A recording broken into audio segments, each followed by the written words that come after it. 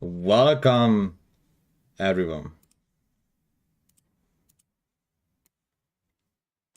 I need to change the stream title.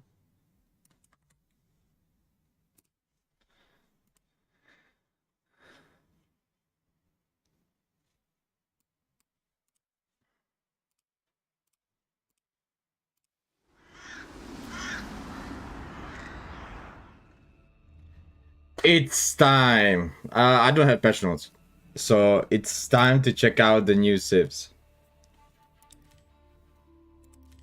I'm gonna show all of them, and after that, I mean, should I immediately make a kind of guide for them? Kinda, no?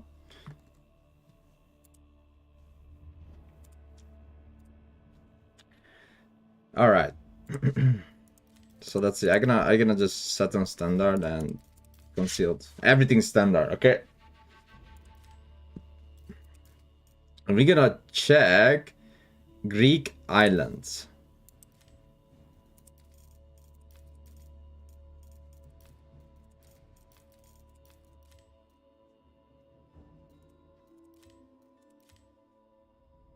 All right.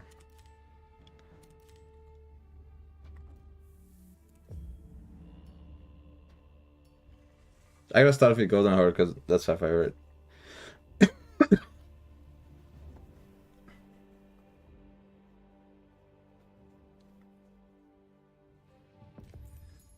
Well, it is the day we are talking about the new civilization, the Golden Horde. Now in this video, I'm gonna showcase you the whole civilization of what they can do and what they can't. First of all, they can build an UVU, and it's not really possible to rush them in the Dark Age. Now, if you are playing with Mongols, you know that it's very simple to play with them. You can easily Dark Age rush, right? You just make the speedrun, etc. It's amazing. Now, with Golden Horde, it's not really possible. You can build an UVU just like that with the Mongols, but the difference is insanely huge. Insanely huge.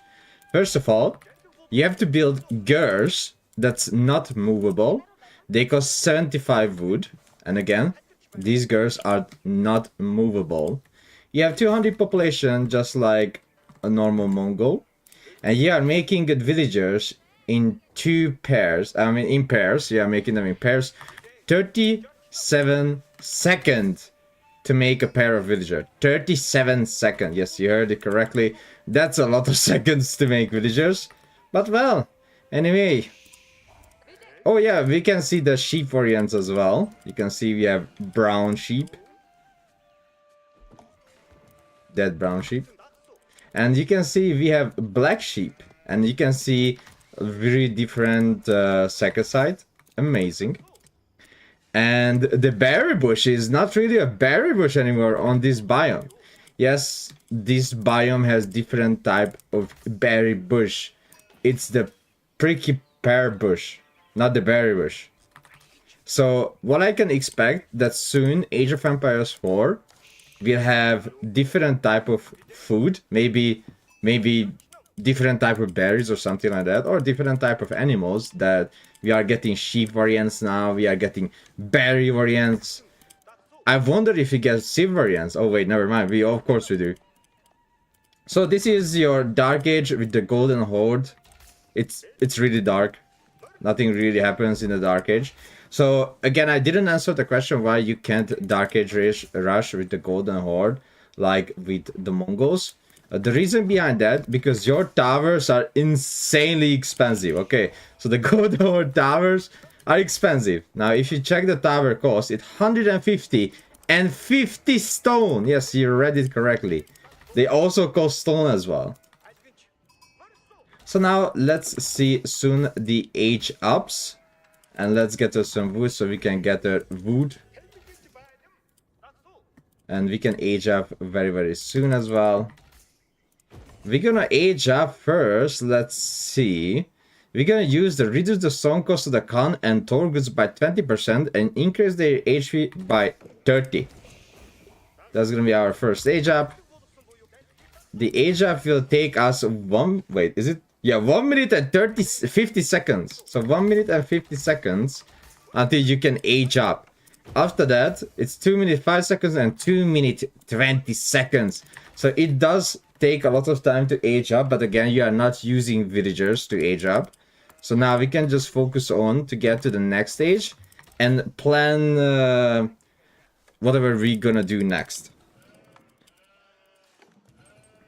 Okay. I'm gonna get up enough wood to build a gur immediately. Is this live or pre-recorded? Live. I'm recording right now. So a little bit more wood and we can build a gur. Alright. Gur is being built.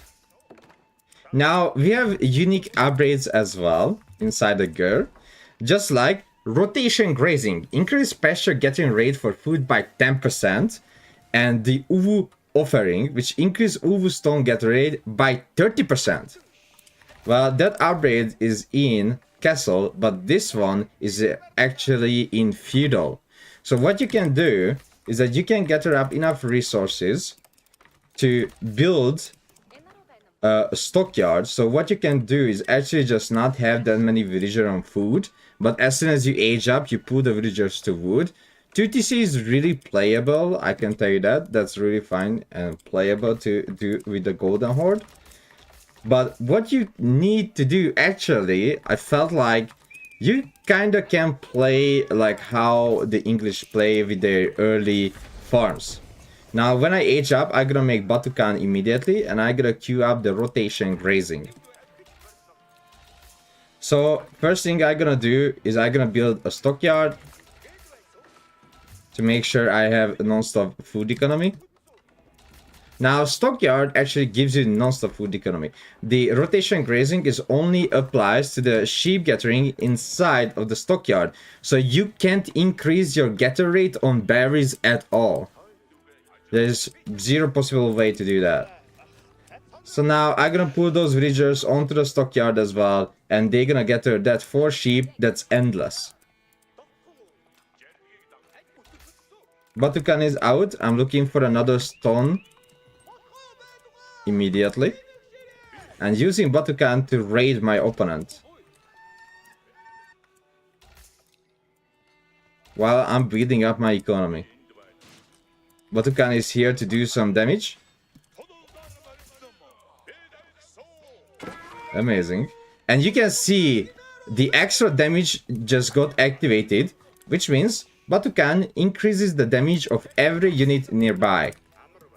I'm scared to lose Batukan, so I'm gonna put it back until I can make a batch of Torgud. I'm gonna make another pasture grazing just like that.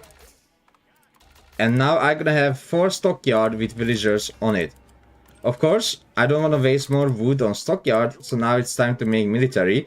Plus, it's time to make a fortified outpost on my gold or wood. Which other you feel like need to get more protection? Now I have 4 villagers on the pastures. I'm gonna have a really good food economy by that. And also, we just got the one of the level for the food gathering on the pastures. Now this civilization plays insanely different than the Mongol. There is no bounty. If you ignite a building, you will not receive extra bounty at all. We can get a batch of Torgut very soon. It's really good because now we have double Uvu that helps us to get a stone. As you can see, they get a 60 stone per minute. So together it's 120 stone. In Castle Age, I can increase the wood, Uvu stone getter rate, of course. Alright, it's time to make a batch of Torgut.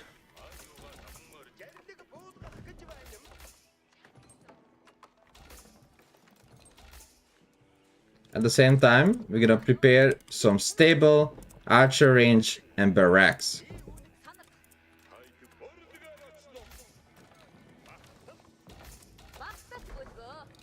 Getting some economical upgrades.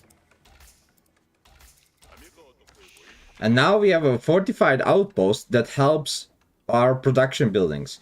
If you click on the golden tent, you can select different options for the fortified outpost. You can select production speed edict provides an increase to the production speed of the golden tent and the military buildings within the influence of fortified outpost by 20%.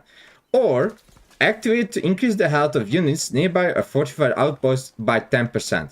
Which means if I activate this, a bird will fly to the outpost, telling them to boost the HP of a unit by a few percent. You can see the aura is like that. The yellow is the aura. So in the yellow aura, every unit will receive the extra HP. The 10%. Now I'm gonna go back to the production speed. And let's see, barracks. We have the new unit called Karash. Now Karash are the units that's gonna be the mid shield. They are insanely horrible, aka weak. So you will need a lot of units with them. They are just mid shield and that's it. Meanwhile, I have a little bit way too many villagers on food. I'm gonna build another pasture, just like that, or stockyard. And I'm gonna build a fortified outpost. You can build the fortified outpost very much later, but the reason why we are building a fortified outpost, because as soon as you reach to the Imperial Age, you will get a new stockyard edict. Oh wait, oh you don't even need Imperial Age. Okay, they changed that. So when the stockyard edict is active, stockyards within the influence of fortified outpost generate gold while being worked. If I'm correct, if you activate this, you get 10 gold per minute per villager. Which means 40 gold per minute, 80 gold per minute, 120 gold per minute. So 10 gold per villager. Alright, so here you go. Here are the Karash. They are insanely weak. You can see they have 0 armor, 6 damage. Very weak unit. Very weak. But what they do is they are increasing the armor of every Mongol unit you have. So now every Mongol unit I have, they get 1 extra armor. Of course, these units can be upgraded. So if you go to the Castle Age, you can get them upgraded. Karash are equipped with shields, gaining +2 ranged armor and +2 melee armor, and increase their health by 25. The battlefield salvage.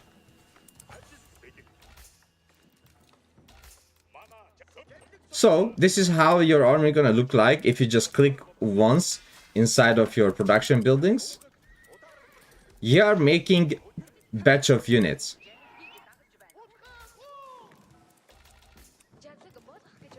Again, you can't move your buildings, so it's very important where you are building everything.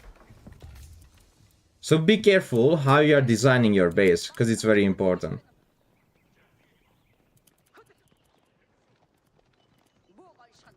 Now, the Khan has a special ability called the Khan Debuff Aura. The Khan can fire a signal arrow that reveals a 10-tile range and makes enemies receive 10% damage in the targeted area for 15 seconds. Also, we still have the normal birds from the scouts. And if you start a fight with the Torgud and the Batukan, every time that Batukan receives damage, it will reflect to the Torgud. So Batukan can be only killed if there are no more Torgud. As you see, Batukan is not losing HP, it will always the Torgud that losing HP. See? The Torgud is losing HP, not Batukan. The reason behind that, because the devs wanted to make feel the Golden Horde like how JD should been, kinda.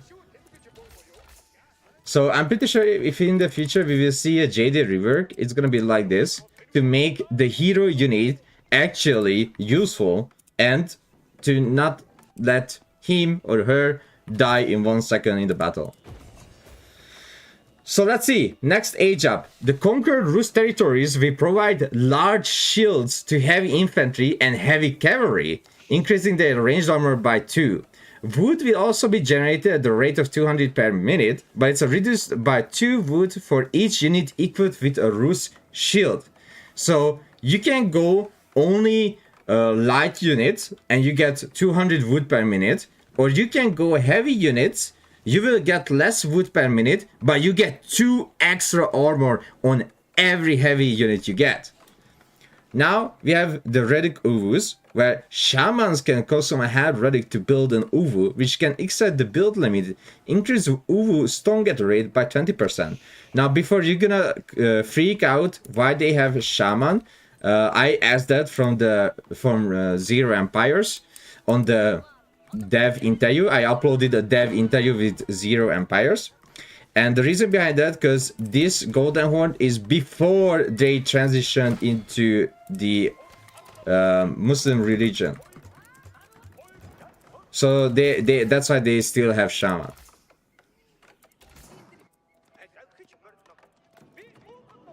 Okay, we are aging up, and I will show you what happens if you convert the relic into an Uvu.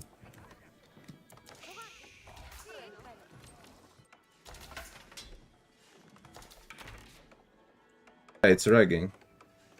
What? Oh no, did my OBS die?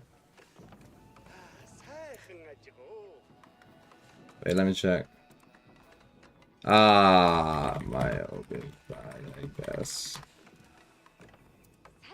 Fuck.